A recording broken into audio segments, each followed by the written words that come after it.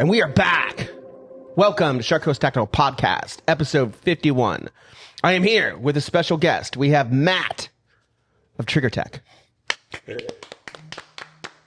Matt is actually the inventor of the ACE, no creep trigger, and he is the founder of Triggertech. In addition, we have the regular homies, Omar Essen. Hello. Luke the Glue Andrews. What up? The amazing Dean Carroll. What's going on, guys? And Eric the large Puerto Rican behind the mixer. Hey, thank you for coming. Yeah, pleasure to be here. So we have some of the guns that we use, like these are my two main Glocks, and there's Omar's main Glock, and there's Dean's main rifle, and one thing they have in common is there's all Triggertech triggers inside of them. So we're big fans. We've been big fans. We didn't really know there was an actual person behind Triggertech, let alone a giant. You're fucking tall, dude. Like, how tall are you? 6'8". Jesus, Lord. Mercy. You're 6'8". Why aren't you doing professional basketball? I did. Oh, really? When I was a kid. I did, and then I had to give it up because I hurt my leg. But no, it's So great. explain to us, like, how did Triggertech get started? So you want the Coles Note version or you want the long one? Whatever you want to do. Okay. So I've been into competitive shooting for like 35 years. But all right, so so there are shooters in Canada. Oh yeah. Because the way the American media portrays it, it's nobody likes guns in Canada. There's about 5 million gun owners in Canada. Sounds like an army. And Not bad, not bad. And I think somewhere in the territory of 1.5 million registered handgun owners. Okay. So it's, or actually handguns. There's like 1.5 million handguns, probably somewhere in the call it like 400,000 to 500,000 handgun owners.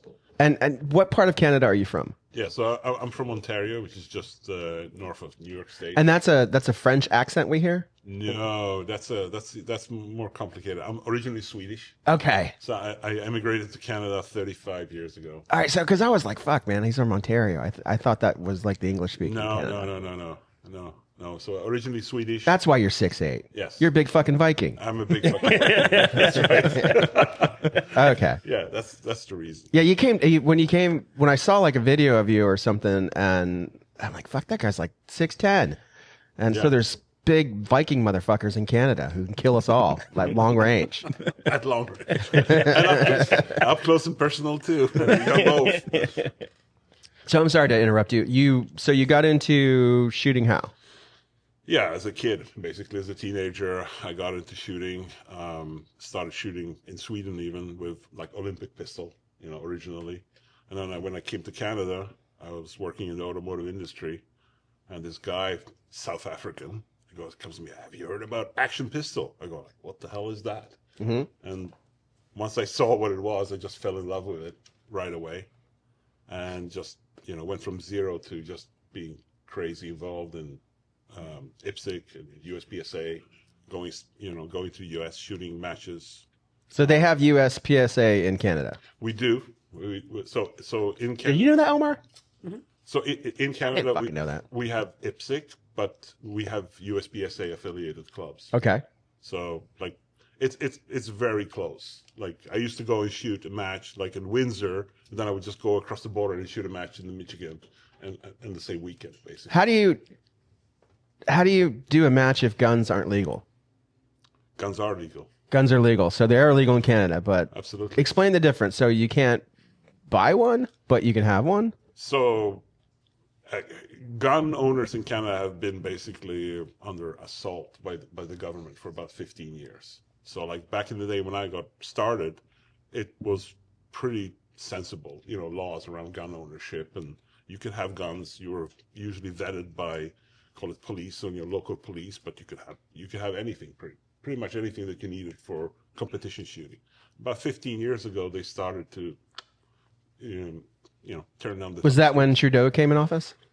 I'd say like it was early. It was when still was Chrétien and Paul Martin who were in power. The previous Liberal government, they started already then. But like about 15 years ago, when Trudeau came into office, it was just like full-on assault on gun owners. And now it's basically they have banned pretty much everything So you can't buy. You can't buy anything new. You can't buy any of these guns that you guys have on the walls here. So whatever you have, you have.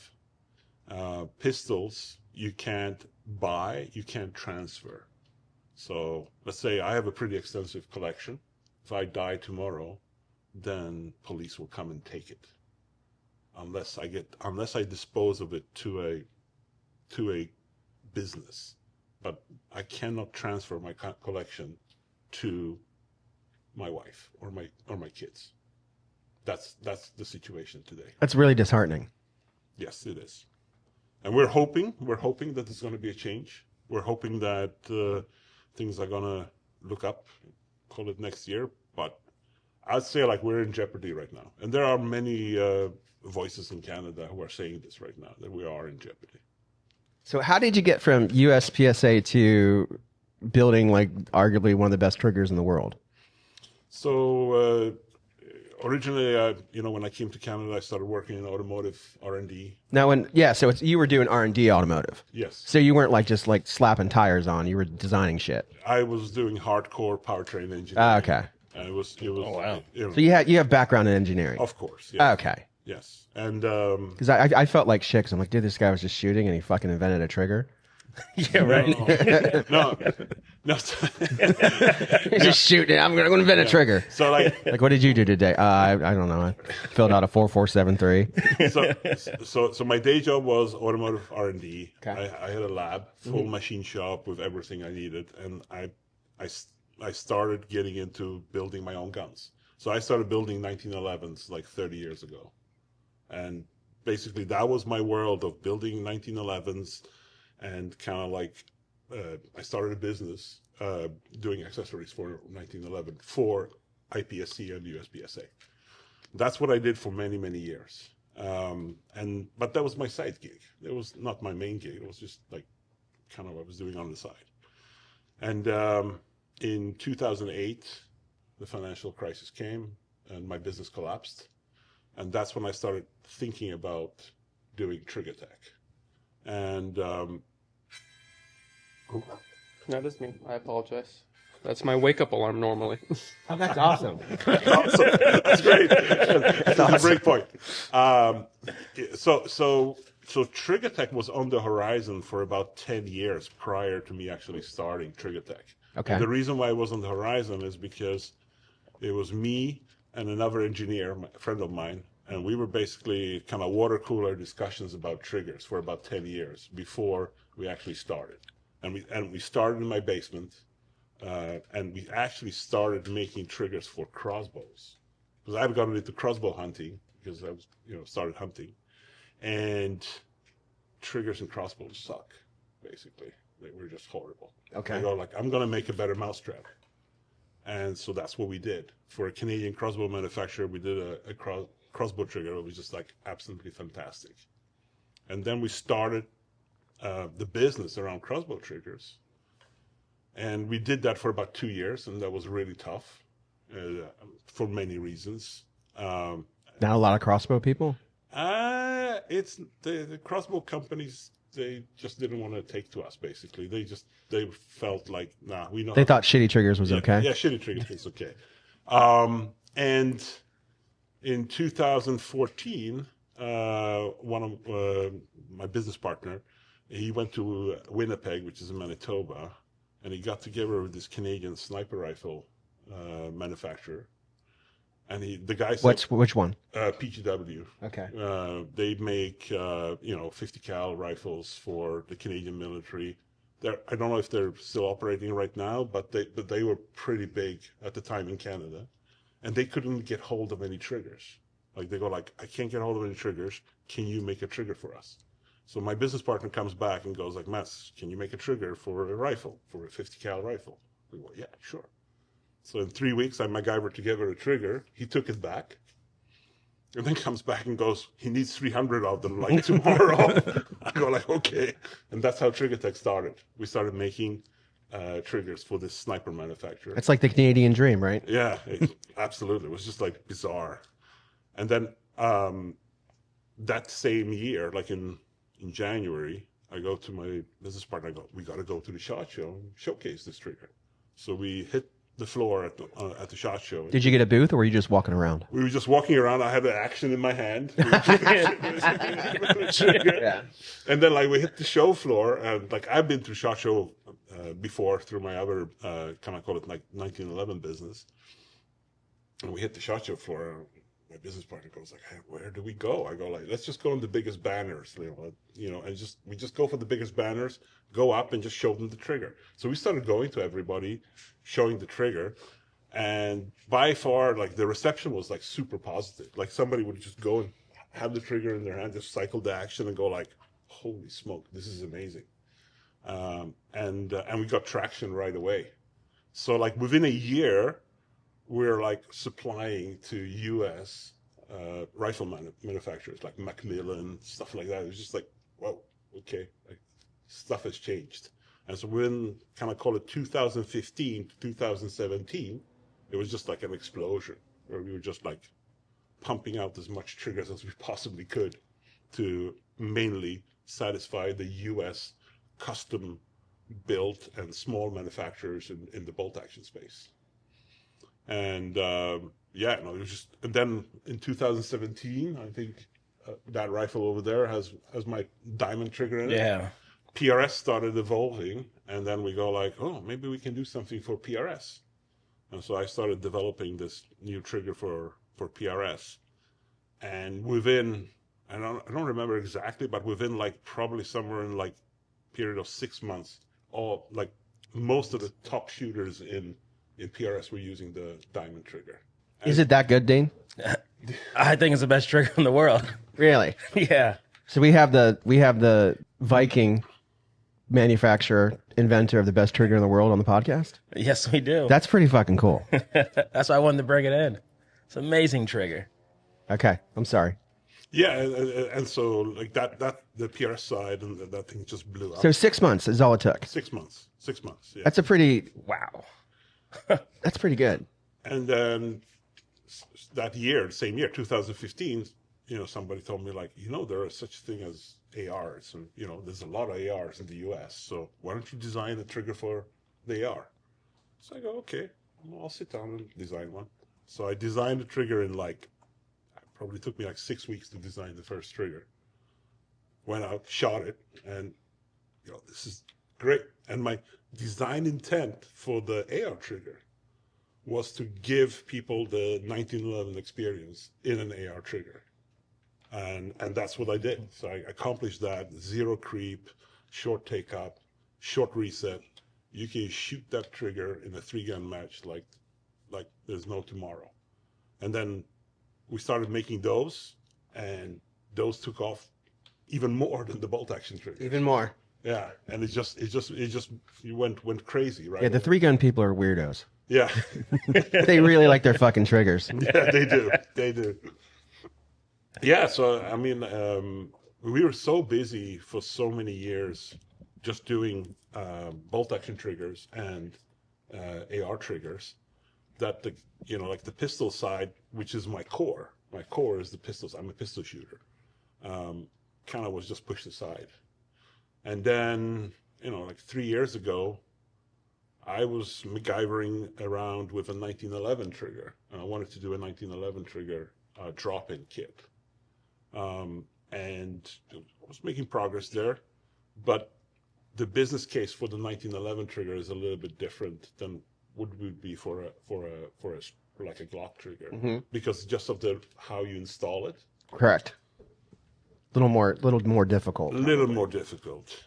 So I don't know, like it was kind of like an organic thing where when I thought about the Glock, I actually owned the Glock when I was 18 years old in Sweden. One of the first Glocks that Oh wow. that came into Sweden. I'd owned one. So I remember like, yeah, no, Glock, there's just 2 pins. And you just push out the 2 pins, the whole trigger group comes out. So I started thinking about that. And that took me about 1.5 years to kind of come up with the basic concept of like, what do I want to do here? I want to give the user a 1911 experience in a Glock. And so came up with the first prototypes. And then the next, kind of call it, chapter opened up where it's like, okay, not all Glocks are the same.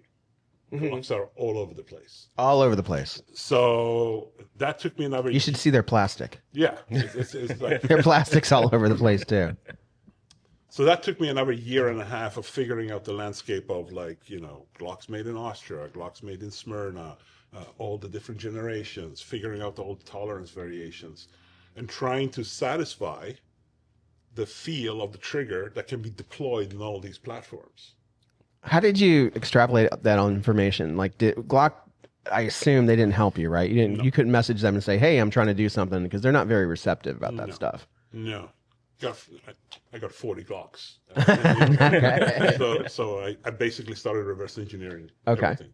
And I had friends, I would go like, do you have a Gen 1? Do you have a Gen 2? And I would basically just get them, reverse engineer them, do measurements, see what the tolerance variations are. You know, I have a slew of engineers working at Triggertech, pretty smart guys. So we started building the landscape of like, you know, like, okay, what are the variabilities?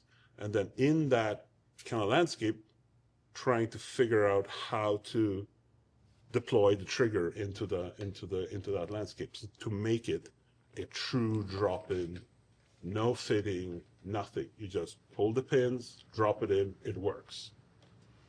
And then the other thing what was on my mind a lot was because I'm a 1911 USPSA IPSC shooter, one of the biggest things that I was concentrating on was reliability. I wanted this thing to be bulletproof. This thing's got to run, no issues. I know what a headache it is. You're shooting and it stops working. What do you got to fix? I go like, I got to make a trigger that you drop in and it just runs. It runs, no issues. You know, you can make it dirty. You can just shoot it all day, and it will just run. So that was my focus point, kind of getting it into the platforms, kind of like the tolerance variations, and then making it run robustly, and then not giving up on performance. I wanted the performance that I had defined for the trigger. And so that took me 3 years to get to that point where we. Why did it take you so much longer than versus the other triggers? Like the 50 cal was 3 weeks, or how long? Yeah, to be fair, they kept me busy with other things. Okay. Like it wasn't like I was like 100% dedicated on this. So I like probably the first 2 years I had like maybe like 10-15% of my time was spent doing this kind of work.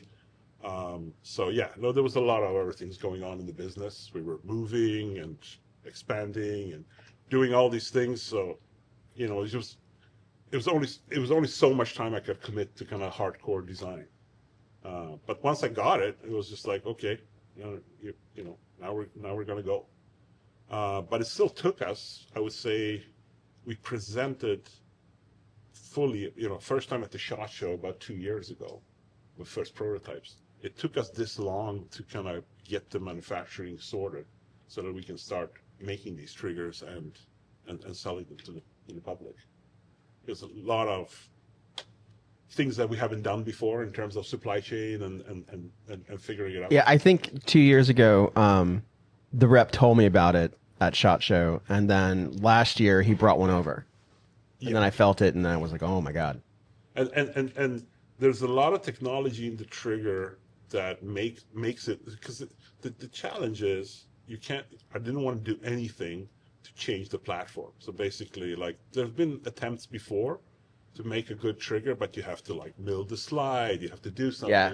You have to physically. Yeah, Elfman did the mill the slide thing. Yeah. And I go like, I don't want to do that. I want to have it drop in. It takes you 2 minutes to install. So there was a lot of challenge, around figuring out the mechanics around that.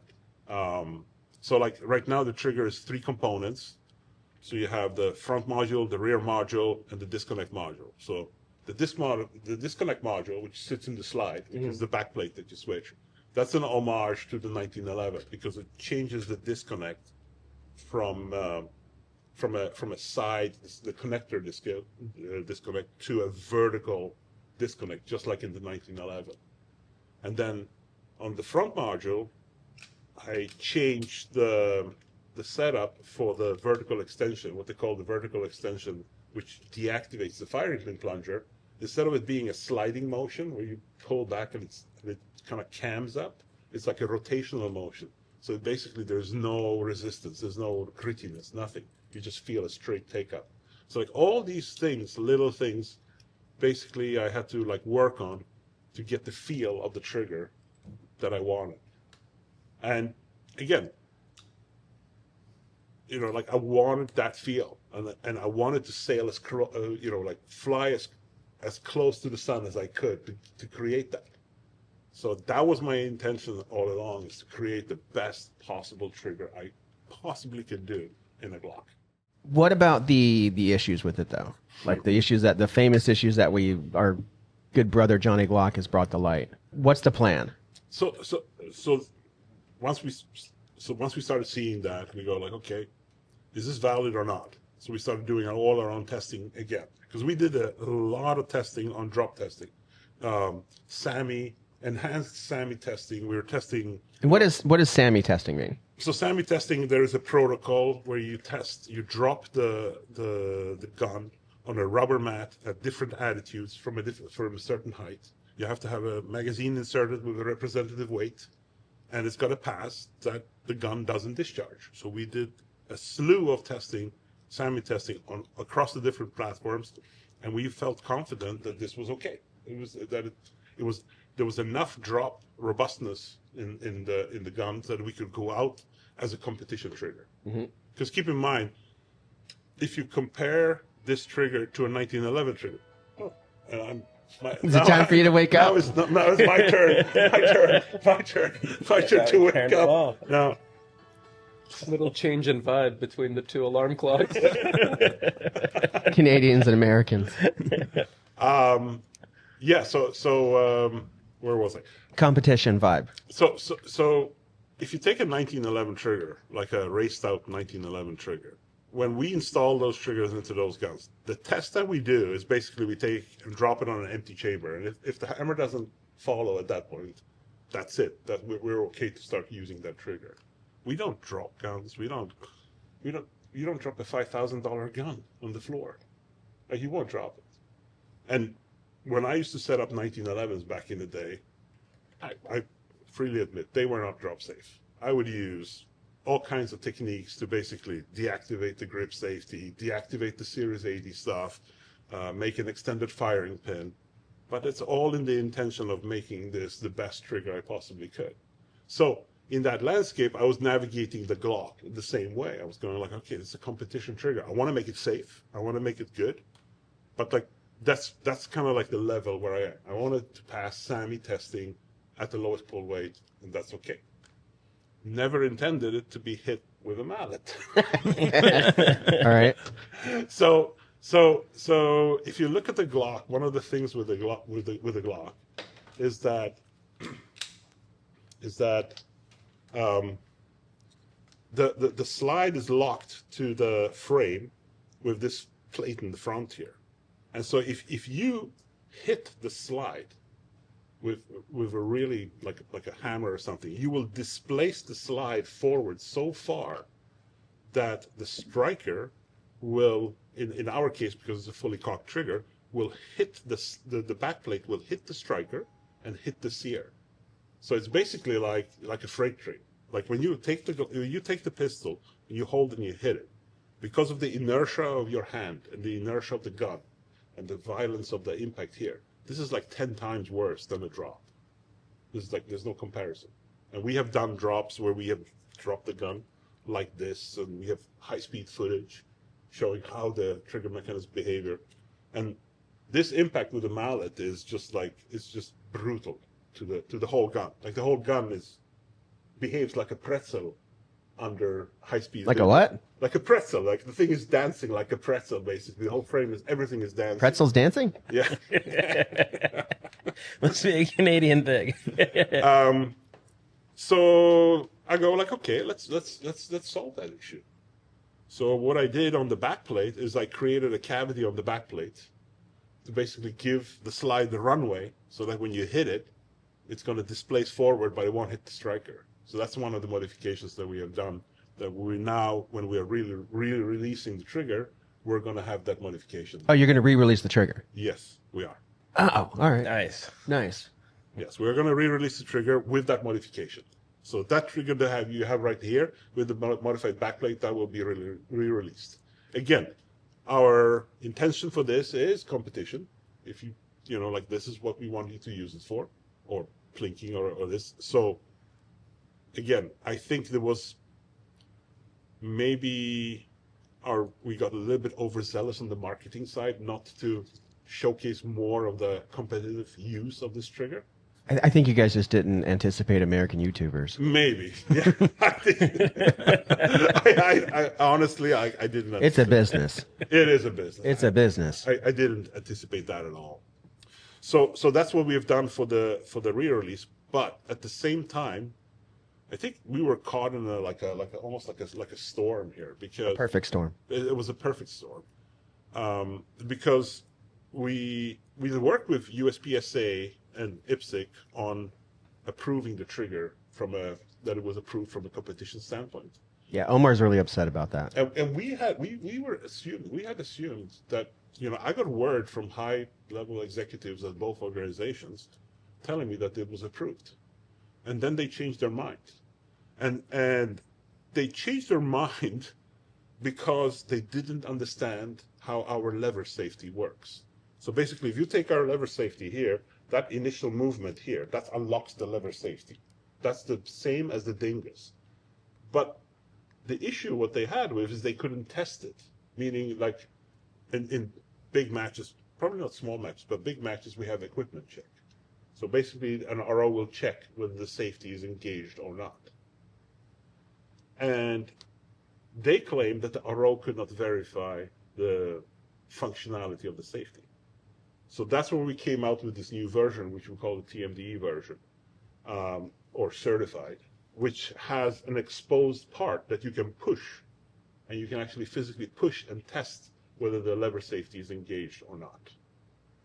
And so that was the other change that we are going to do. That's going to be officially the USPSA approved version. IPSC, we're still in discussions, because the rules between IPSC and USPSA are close, but not really the same. And so in IPSC, the backplate change is not allowed. So changing the backplate essentially is, they say that it's not part of the trigger assembly. I claim it's part of the trigger assembly. I go like, this is all trigger assembly, you should be able to change it. So I'm hoping that they're going to come to their senses and they're going to approve it. Well, isn't just the commercial market bigger than both the ISPSA market and the IPSC, whatever? Yeah, correct. Like, wouldn't like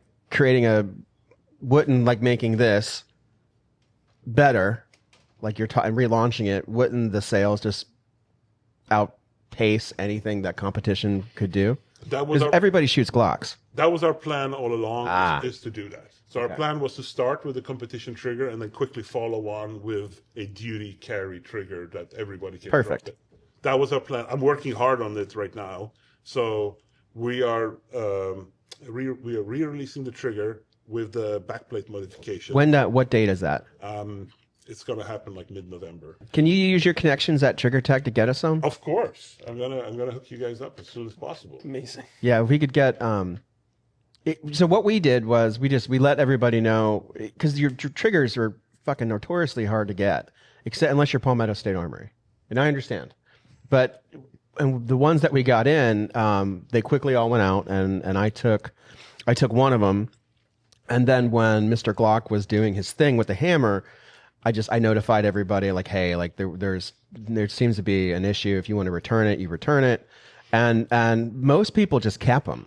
Yes. And most people just kept the triggers, and then luckily someone brought one back, and I put it in my gun. But still, like we're all waiting for, like, we figured, well, I figured that if you invented this, then if somebody found a problem, you would just figure out, okay, there's a problem, let's change it. Yes. I mean, like, to be fair, the problem that was found was kind of outside of my, kind of call it, scope of imagination initially, but like now I totally understand, and like now I'm gonna go, okay, like we have done three enhancements effectively. So one enhancement is the backplate that I talked about, that we're gonna do a cavity there, so basically you can give the runway of the slide when you hit it. The second enhancement that we have done is we have improved the safety step. So the step on the lever that is the actual safety, that's been improved now to give you more, kind of call it resistance to disengagement. The other thing what we have done, which is a really cool part, this is the cool part, is we have engineered an internal safety that is decoupled from the frame. Because the... What? So, yeah, I'm gonna... Do you understand what he just said, Luke? No. What I'm going to try to explain, I have actually a video showing it, but basically, if you look at the lever safety is subject to the variations of the frame. So if the frame has a lot of variations, either the safety will work better or worse, meaning it can resist more the disengagement under rough handling. So you can take two Glocks, identical Glocks, and you can put the same trigger in one and subject it to any kind of rough handling, it won't disengage. Then you take the same version of the Glock with a different tolerance stack up, you put it in, and it's going to be susceptible to disengagement if you rough handle it. So we go like, okay, we got to kill that. And so the way we killed it is we developed a safety inside the trigger lever that's only relies on the stack up of the trigger, not the frame. So that'll change everything. So that'll change everything. So now, once you put that in, now you can do whatever you want to the gun and nothing will happen. You still get your light pull weights on the trigger with all these new safety features added to it? Absolutely. That was a prerequisite that we wanted to give the light pull weight. So you have a 2011 trigger coming, right? Or I'm sorry, you have a 1911 style trigger coming for a Glock that is completely fucking safe? Yes. I mean, the one now is pretty safe, but you can hit it with a mallet and it'll go off. Yes. Mine doesn't. That's I was going to say about the whole, difference with the frame things. When you and I were doing the mallet hitting here on the podcast, I, to this day, have never been able to get mine to go off. Mine has been completely... I got mine to go off. Yeah. But that's all right. Mine cannot. Because it's what he's saying. Glock has different tolerances with their plastic and with their metal. Mm-hmm. Yes. And which has always been a Glock thing. Any machinist who chops on Glocks knows the little differences. But with this internal safety that is internal to the trigger lever, that takes it out of play. And that's going to launch in November? In November, it's going to be integrated with what we call the certified TMD lever module that we're going to send out to everybody who bought the trigger. Okay, so that's new too. So you're going to... So let's go back. So damage control. What are you doing? You're sending out some fucking alien invented thing that is basically a what is it?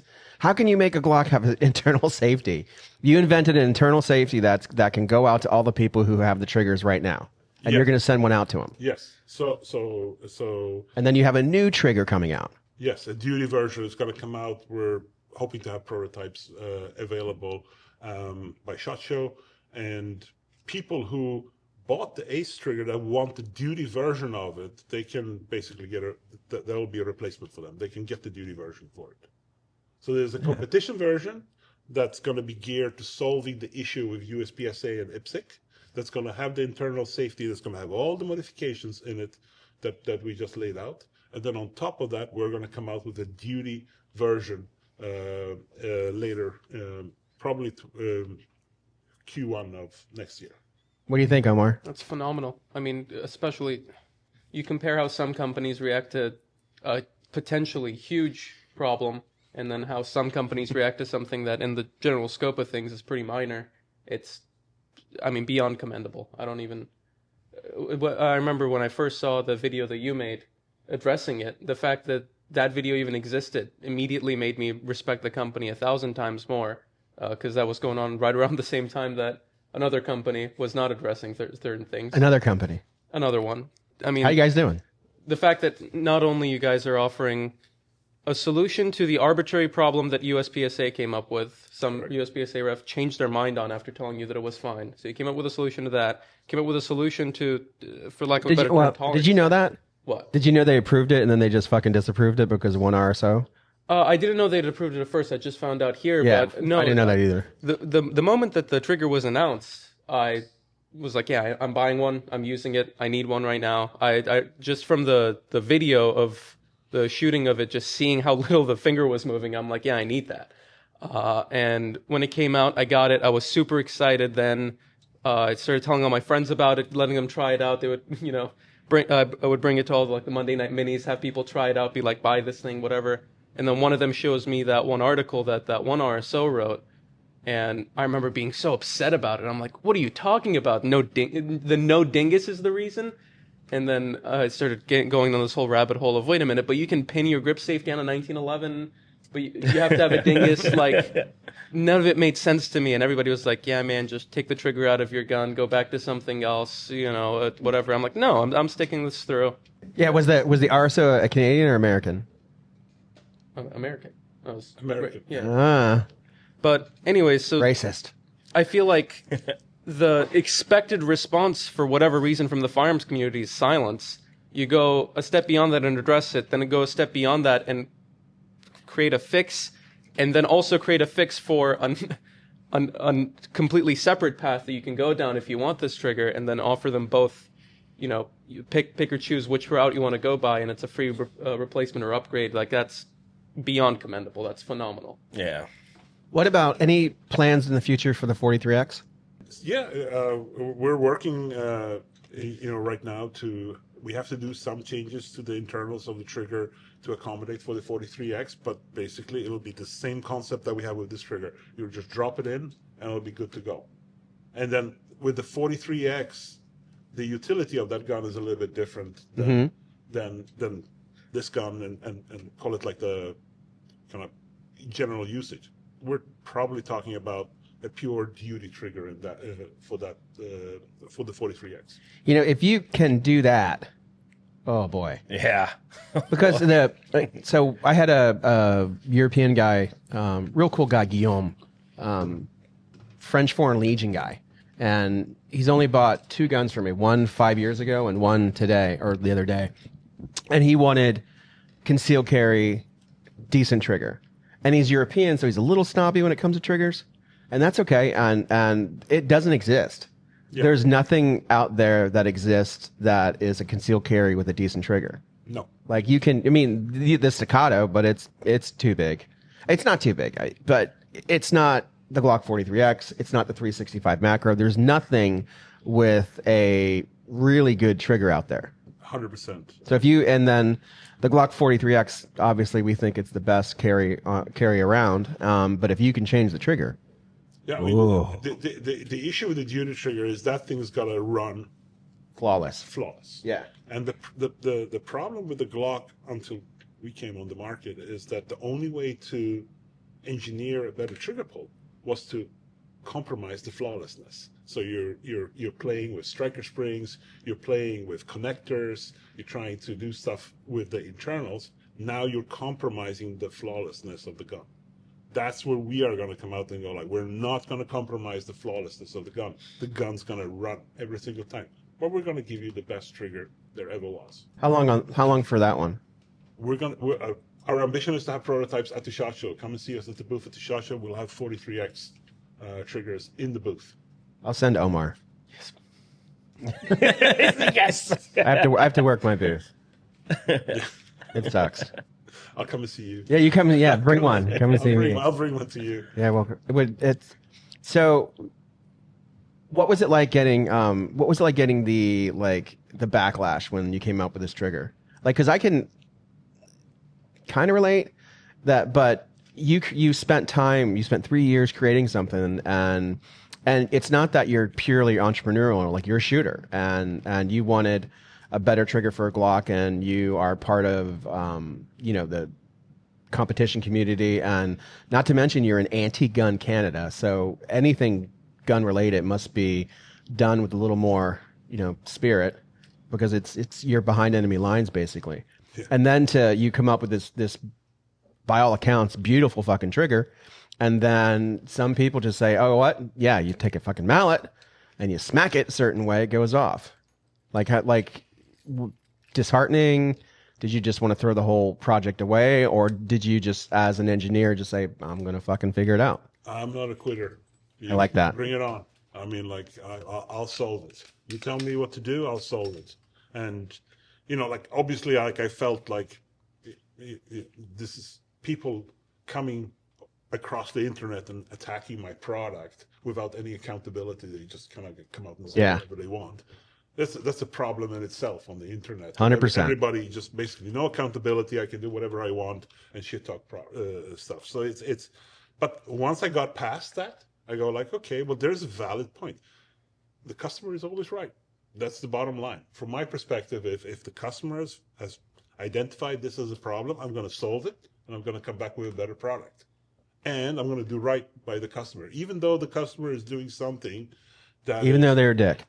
Even though they're a dick, I'll figure it out and I'll get them satisfied. That's my philosophy. You notice how he's not cussing? Yeah, that's just noticed that. I was purposely not cussing. A lot classier than us Americans, right?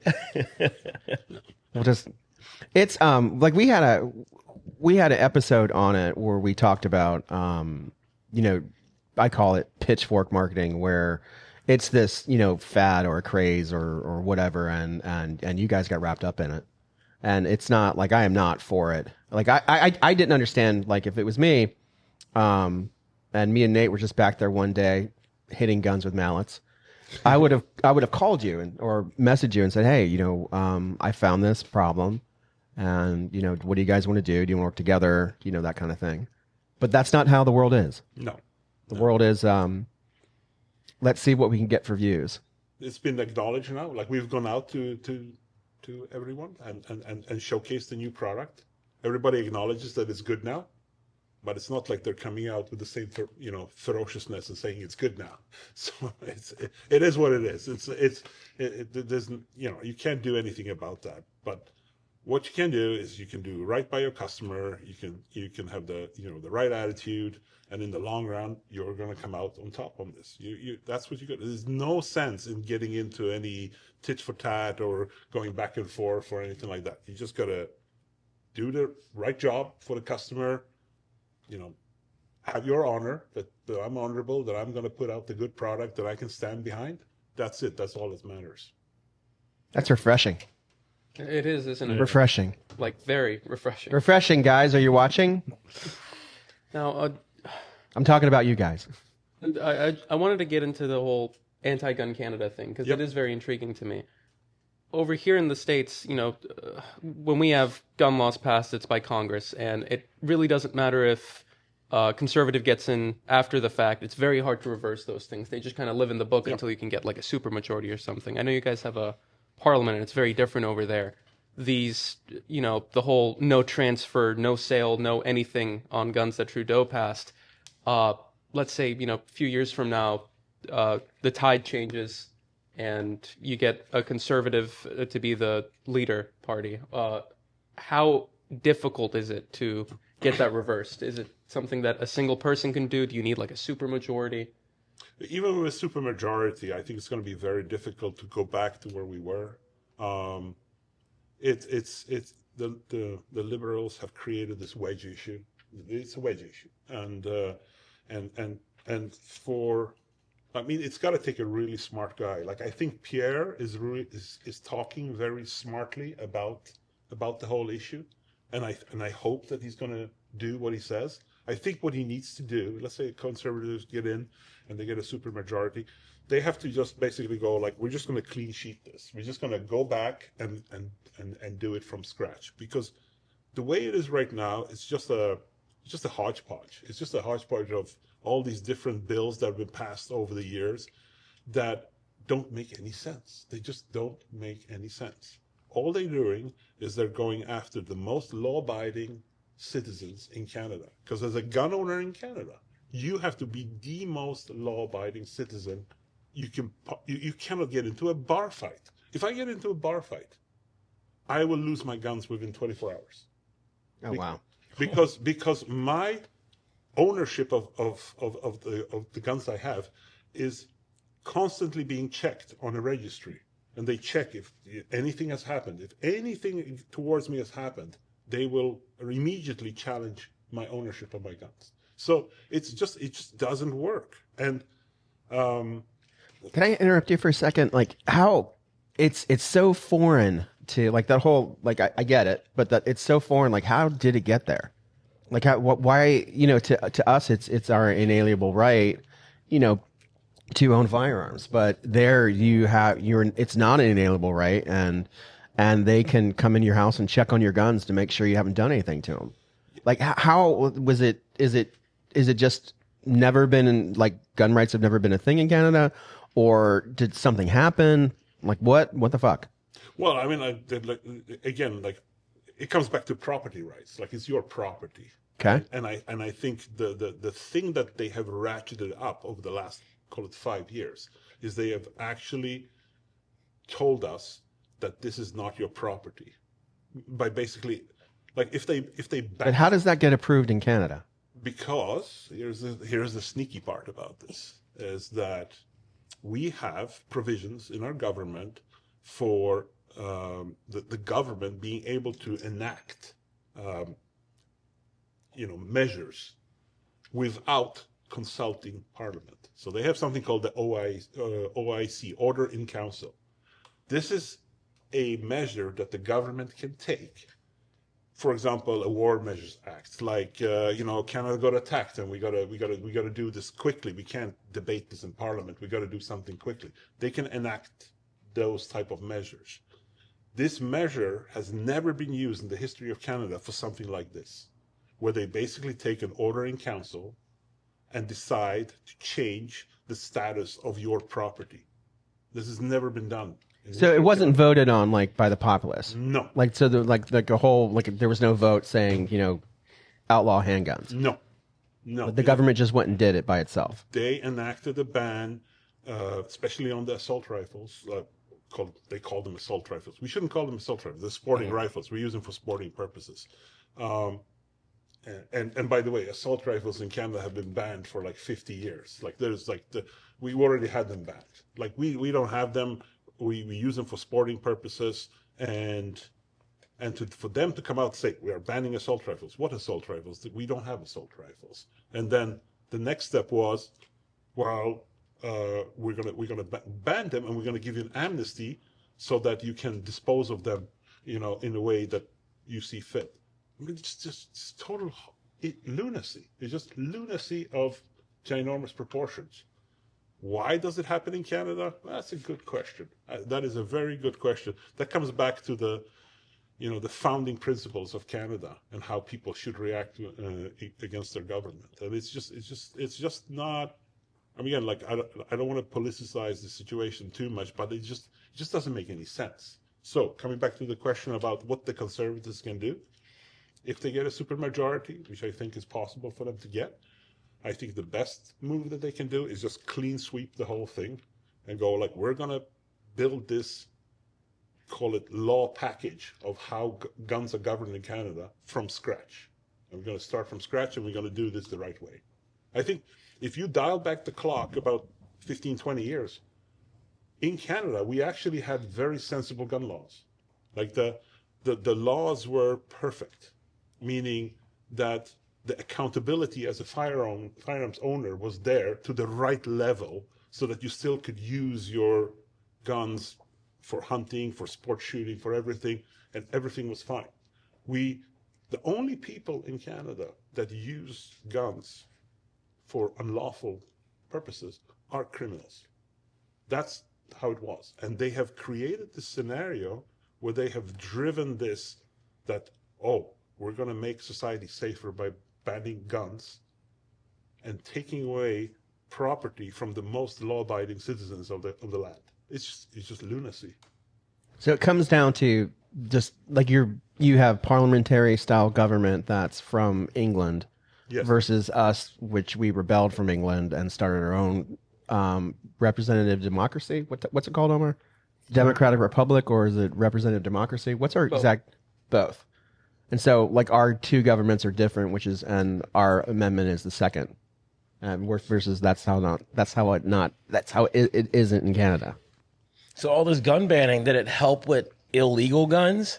Zero. Yeah, that's what I thought. It's usually the case. Zero.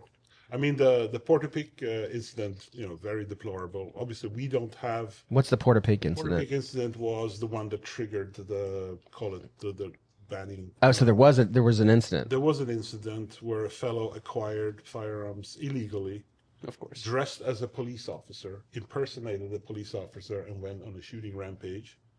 And the response of the government within a very short time period, I think it was a month or maybe a couple of months, was to come out and enact this gun ban.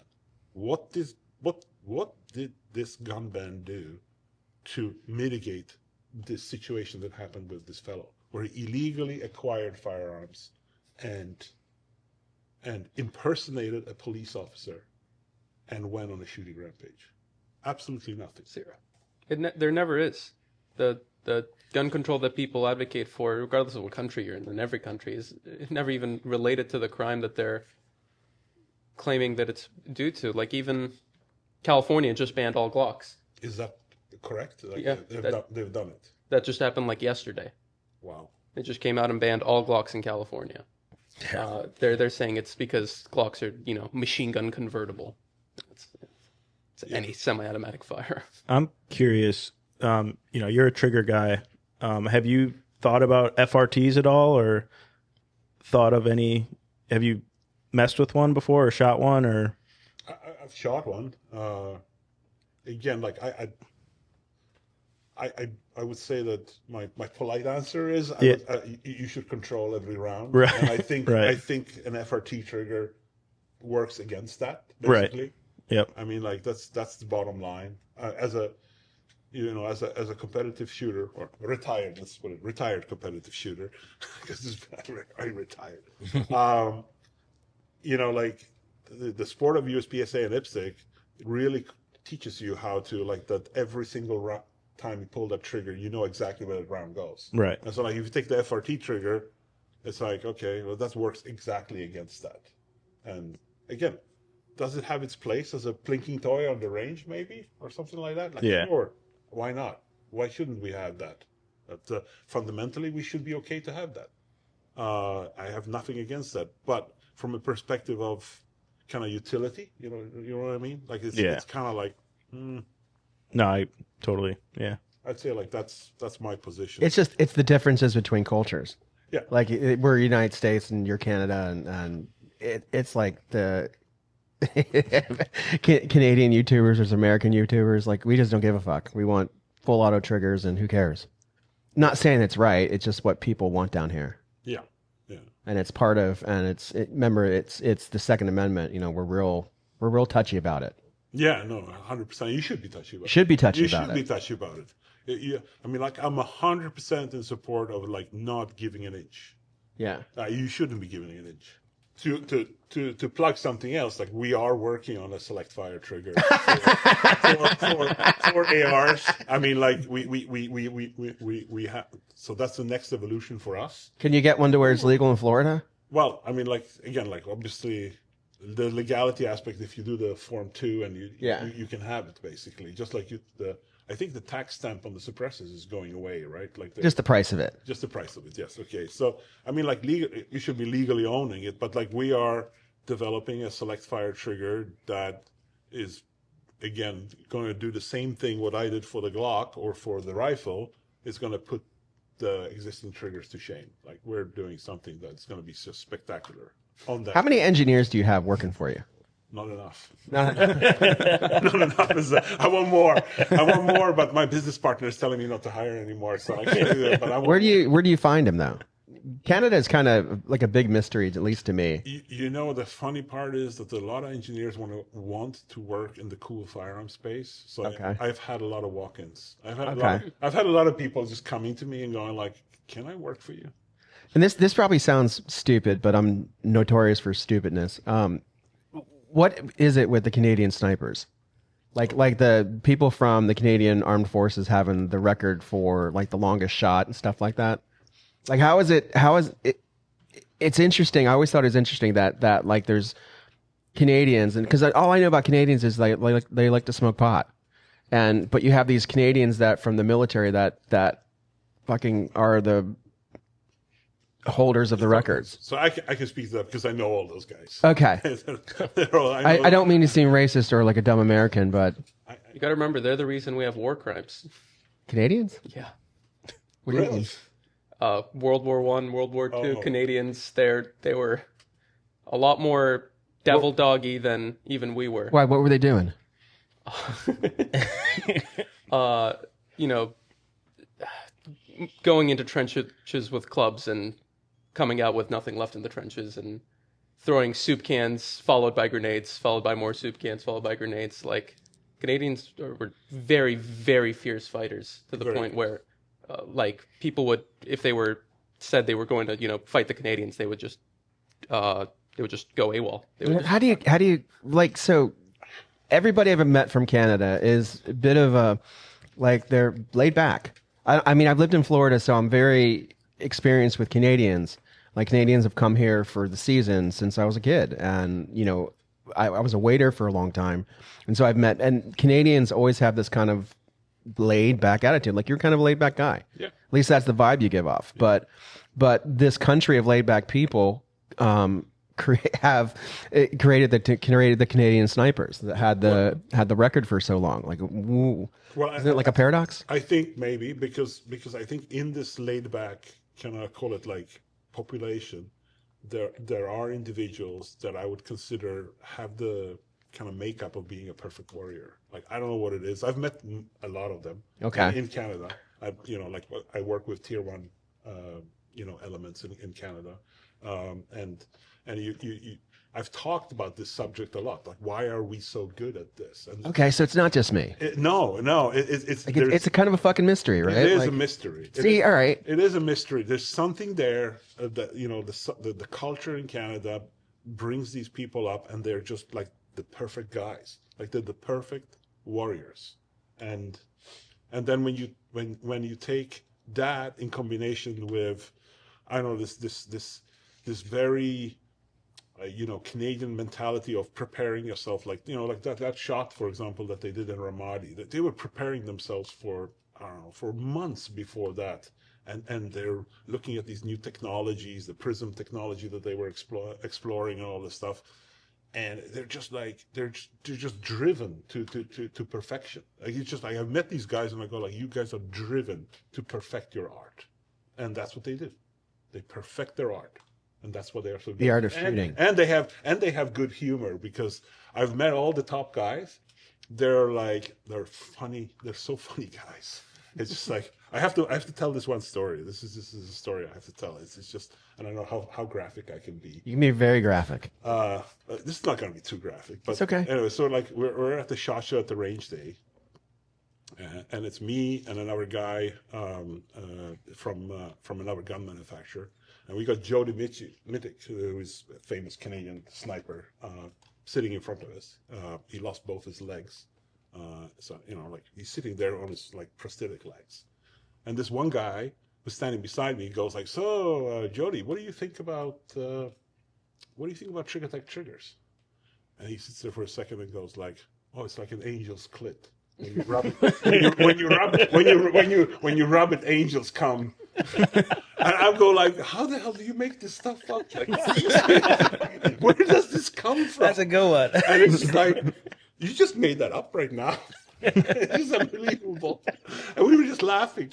It's a little Best different feedback than you can get. Wouldn't you guys agree that's a little different than the SF guys were, or the soft guys were exposed to? Yeah. The ones we meet definitely aren't like funny. The very limited ones that we've been able to meet are very, like, usually have the attitude I've seen of, it's a tool. I really don't care, what's on it. It's just a tool. Serious tool. Having someone actually care about, the trigger in the gun, the parts that go into That's it. a very good point, Omar. Yeah. It's like a tool to them. It's not an art form or magic that they can use to create a... Certainly no angel's clit to them. Certainly no angel's clit. No. That's dirty. That's some dirty shit. Yeah, so we work very closely with the SF community in Canada. I work personally with the tier 1 guys, and they're very vested in us. They love our stuff. They we go to range days. They try stuff. They give us feedback all the time, and it's just great to work with them. Like they're not. It's not like, oh, this is a tool and I'm just going to use it. They actually care about what goes into their rifles. That's amazing. So it's my idea of Triggertech, before I got to meet any of your people, or before, like, it was kind of a, almost like a mystery, like who is this company from Canada with this stellar reputation? Like, I didn't know anything about you guys, but I knew that, like, if Dean uses your trigger, that means it's good, and everything you ever heard about Triggertech, it was just stellar. And then for us to finally get the Glock trigger in, like, I mean, when Brett, your Triggertech rep in Florida, came by with the trigger at SHOT Show, I felt it. I'm like, oh my God. And we heard about it, and Omar kept talking about it, and he kept talking about it, and then he got one, and then the mallet thing happened. I was like, damn, it just doesn't make fucking sense. Like, it doesn't make sense with all this, their reputation and the history behind them. Like, what? Like, what? And then to meet you, and then it's like, oh, they got it handled. Yeah, that was we got it huge. handled. Yeah, they got it handled, and it's going to be all right. It's going to be all right. And there's going to be the new one releasing in November. Then you have a 43X coming, and then you have stuff for the AR coming. Yep. But most definitely, we can say there will be continuous innovation Yes, and engineering out of your company, absolutely. just because that's how Canadians are. We want to push the envelope. I want to bring the best technology possible to the gun community, and I'm going to continue doing that as long as I breathe. Yeah, Omar, wouldn't you say that's kind of different?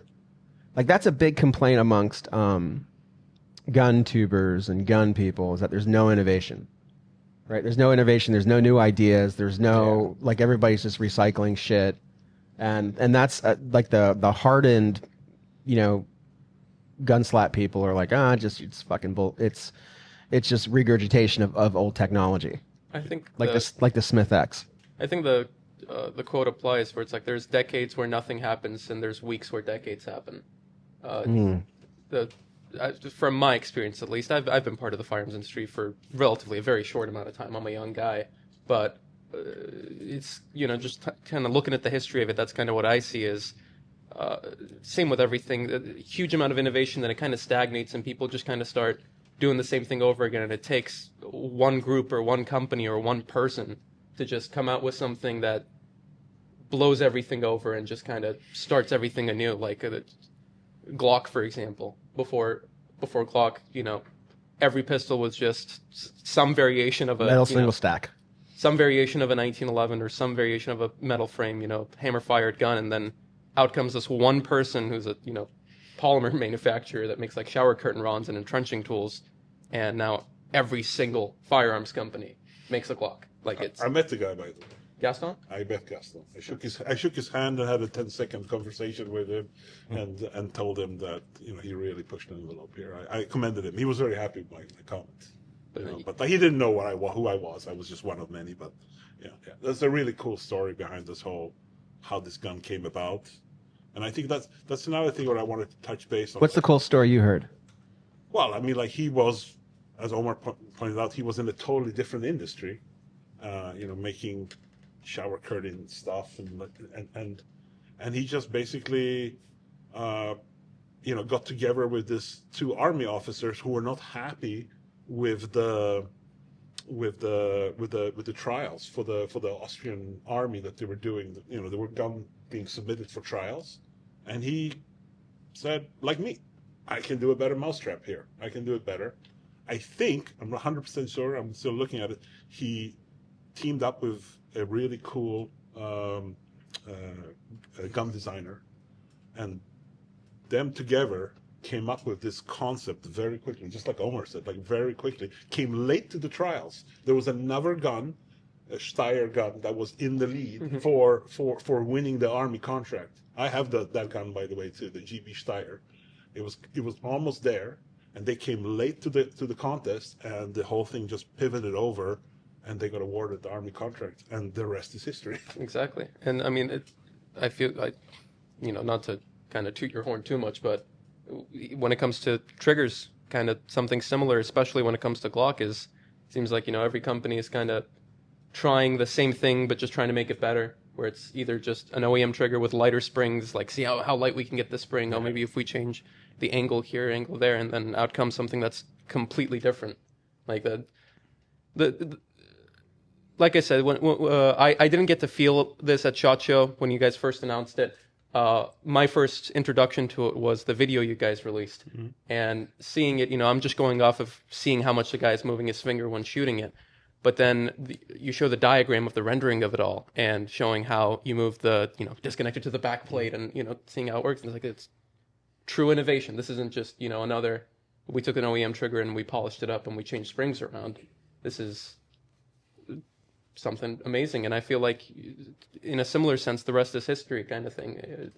Yeah, and the thing with the Glock is, keep in mind, this, the cool part of it is that it's in the same position that the 1911 was in the kind of late 70s, early 80s. It was a war pistol, and then you had these, smart gunsmiths going we can take this pistol and turn it into something different. And within a very short time period, suddenly we had double-stack 1911s, all the technology that got developed, so we raced them out, and it just opened up a whole new industry. And what I feel when I started developing this 3 years ago is that the Glock is in the same position, where you have a lot of people making aftermarket parts, the modularity is there, everything is there, and it was just lacking one thing, lacking a good trigger. So I gave it a good trigger, and now I'm hoping that this is going to pick up, and this thing is going to become the kind of the next 1911. And people, I have got, I know a lot of the top shooters in the world, and they're telling me, I think you can take this gun now and really race it out. You can make a really cool gun out of it in terms of shootability, all it. And then on top of that, I'm going to go down the duty side and give you the best possible duty trigger that you ever had. Because that's my other ambition. Well, we'll be waiting, because all of us carry 43s. Yeah. Yeah, we'll be waiting. 19 now. So I'm I don't sorry. even have to wait that long. Sounds like. No, let's do something. Let's do it. When I have my first prototypes, let's do another video. I come down to you and we shoot it on your range. Fuck yeah. Let's do that. I'll bring down the 43s. You drop them in right there, and we'll shoot them right there. Fuck yeah. Fine. Done.